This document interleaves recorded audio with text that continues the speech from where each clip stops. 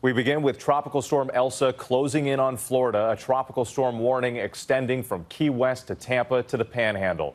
Elsa, with winds gusting up to 60 miles per hour, now on a path towards the western coast of Florida. The outer bands already hitting the Keys at this hour. The storm making landfall in Cuba today with heavy rain and flash flooding. Families lining up for sandbags in Tampa. And at the scene of the building collapse in Surfside, Florida, search and rescue crews are already battling the wind from Elsa. You see they are trying to protect themselves from the blowing dust. The Keys now bracing for torrential rain, strong winds, and rough surf. Our chief meteorologist Ginger Z with the timing and the track in just a moment. But first, ABC's Trevor Alt leads us off from Key West. After lashing the Caribbean with wind and waves, and even taking lives, outer bands of Elsa now hitting South Florida with tornado warnings and heavy rain. We're looking at heavy rainfall, flash flooding. There could be isolated tornadoes. With the storm approaching here in the Florida Keys, officials are now warning people who live in houseboats or in trailers that they need to seek safer shelter. Ginger Z in Tampa, where residents are filling sandbags. You can see, dozens of people. There's a whole line of cars that goes back to the end of this drive, and they need to get it. They have flooding even when they get a couple of inches, let alone up to a half foot. The Air Force not taking chances either, evacuating these aircraft from MacDill Air Force Base.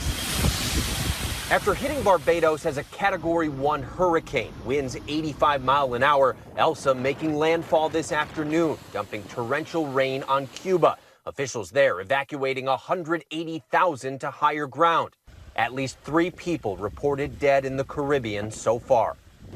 And Trevor Alt is right there in Key West, where we can see those outer bands just getting started. Trevor, conditions there only expected to get worse in the coming hours. They are. Whit. Elsa is expected to track very close to us here in Key West, and we're feeling it pick up right now. They're especially concerned about dangerous flooding overnight, winds gusting up to 60 miles an hour, and the potential for tornadoes. Whit. Okay, Trevor, thanks. Let's get right to ABC Chief Meteorologist Ginger Z outside St. Petersburg, Florida, tracking Elsa's every move. And Ginger, time this out for us.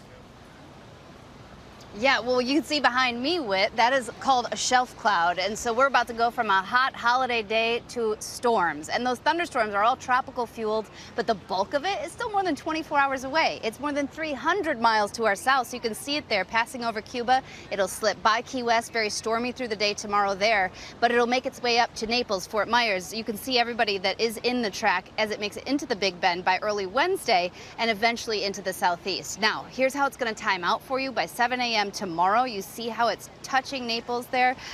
You've got the western Keys going to be very gusty. You could see gusts up to 60 miles per hour easily.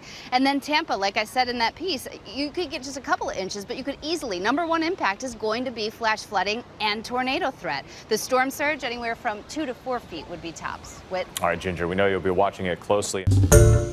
Hi, everyone. George Stephanopoulos here. Thanks for checking out the ABC News YouTube channel. If you'd like to get more videos, show highlights, and watch live event coverage, click on the right over here to subscribe to our channel. And don't forget to download the ABC News app for breaking news alerts. Thanks for watching.